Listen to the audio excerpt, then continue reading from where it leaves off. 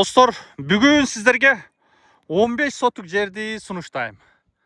Мына үйдөн тартып, бул жагы мына тыныкеге чейин болуп калат экен, мына жерге чейин. 15 сотук жер. Акчасы 5 миллион. Сүйлөшүү жолу бар экен.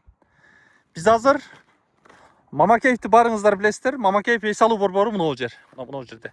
08 менен уруп жакындатып сиздерге көрсөтүп коём. Мына жер Форель эс алуу борбору.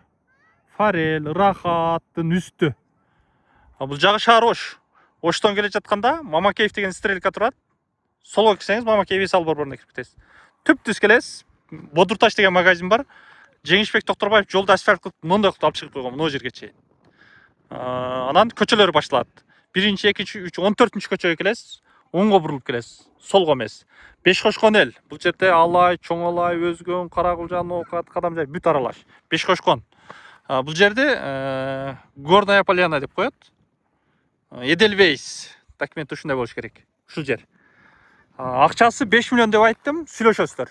Шаар бул жактан көрүнүп турат экен. Сулайман тоо дагы көрүнүп турат экен, мына. Сулайман тоонда мына жерден алып коюп, мына домдор. Мамакеев. Свет бар. Суу жумасына 2 жолу чыгабы, кыскасы суу бар.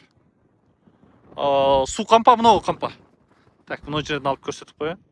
Мына суу кампа.